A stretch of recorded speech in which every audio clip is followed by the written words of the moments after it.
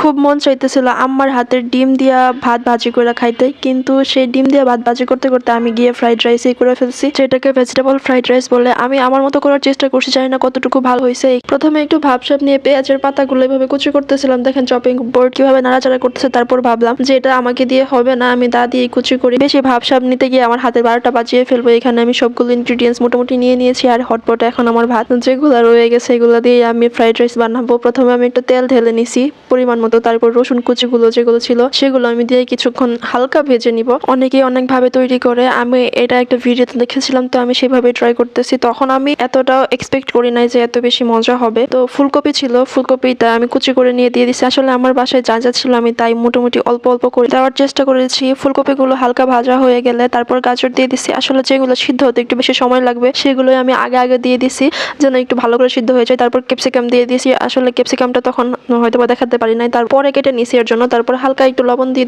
দিছি, কেননা সবজিগুলোর মধ্যেও তো একটু লবণ প্রয়োজন। তারপর আমি অবশ্য সয়া সস ইউজ করব, কিন্তু এটার জন্য এক্সট্রা লবণ হালকা করে নিয়ে নিছি। তারপর একটু কালো গোলমরিচের গুঁড়া দিয়ে দিয়েছি, যদি বাসায় না থাকে তাহলে কি আর করার। আচ্ছা, তারপর এখানে 2টা ডিম ভেঙে সুন্দর করে আমি ভাজি করে নিছি, মানে সাইড করে ভেজিটেবলস গুলো রেখে দিয়েছি আর ডিমগুলো আলাদা সাইড করে মানে ভাজি করছি। এখানে হালকা একটু লবণ দিয়ে নিছি, কারণ সবগুলো টেস্টই হচ্ছে ভিন্ন ভিন্ন, তার জন্য আমি আলাদা আলাদা সবগুলোর মধ্যে একটু একটু করে লবণ দিয়ে নিছি। তারপর এই ডিম আর হচ্ছে ভেজিটেবলগুলো একসাথে মিক্সড করে ভালো করে নাড়াচাড়া দিয়ে ভাজি করে নিতেছিলাম কিছুক্ষণ, যেন সবগুলোই ভালো করে সিদ্ধ হয়।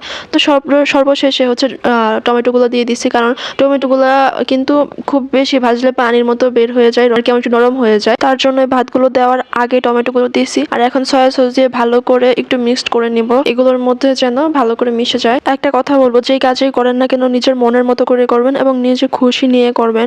যে কাজটা আপনি নিজের অনিচ্ছায় করবেন বা মনের বিরুদ্ধে গিয়ে করবেন, সেই কাজটা করতে কিন্তু আপনার ভালো লাগবে না, আর সেটা আপনি করতেও চাইবেন না। তো এখানে আমি ভাতগুলো দিয়ে দিলাম, ভাতগুলো দিয়ে একটু নেড়েচড়ে মিক্সড করে নিব। যে কোনো সাধারণ জিনিসকেই কিন্তু আপনি চাইলে অসাধারণ করে তুলতে পারবেন, শুধুমাত্র আপনার একটু বুদ্ধি কাটিয়ে আর একটু পরিশ্রম করতে হবে আপনাকে। কিছু কাজ আছে যেখানে শক্তি খাটিয়ে করতে হয়, আর কিছু কাজ আছে যেখানে মেধা দিয়ে করতে হয়। আবার অনেক কাজ আছে যেখানে শক্তি এবং মেধা দুটোই লাগে, নয়তো তেমন একটা ভালো ফলাফল পাওয়া যায় না। তো এখানে আমি পেঁয়াজ পাতার কুচিগুলো দিয়ে দিচ্ছি সর্বশেষ, আর হচ্ছে কালো গোলমরিচের গুঁড়া আর একটু অল্প ঢেলে দিয়েছি। ওই ফ্রাইড রাইসের কিন্তু মেইন ইনগ্রিডিয়েন্টস নাকি এই পেঁয়াজ পাতাগুলো, যেটার জন্য নাকি এটার স্মেলটাও অসাধারণ হয় আর খেতেও অনেক টেস্টি লাগে। তো আমি এখন একটু চিনি দিয়ে নিব, যেটা হচ্ছে ঝাল এবং মিষ্টি দুইটাই লাগবে। আমি কিন্তু এখানে কাঁচামরিচও অ্যাড করেছি, হয়তো বা ক্যামেরাতে দেখানো হয়নি, মানে একটু স্কিপ হয়ে গেছে।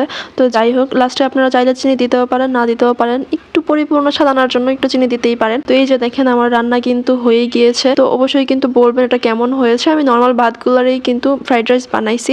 মুখ তো মাঝে মাঝে একটু ডিফারেন্ট স্বাদ টেস্ট করতে চাই, এর জন্য আজকের আয়োজন। আমাকে বলছিলাম চিকেন ফ্রাই নিয়ে আইসো, জামাই দেখেন আমার জন্য কি চিকেন ফ্রাই নিয়ে আসছে। কেমন লাগলো আপনাদের কাছে আজকের রেসিপিটা অবশ্যই জানাবেন, আর ভিডিওটি ভালো লাগলে অবশ্যই একটি লাইক কমেন্ট শেয়ার করে উৎসাহিত করবেন, যেন পরবর্তীতে আবার নতুন কোনো ভিডিও নিয়ে আসতে পারি। ধন্যবাদ সবাইকে।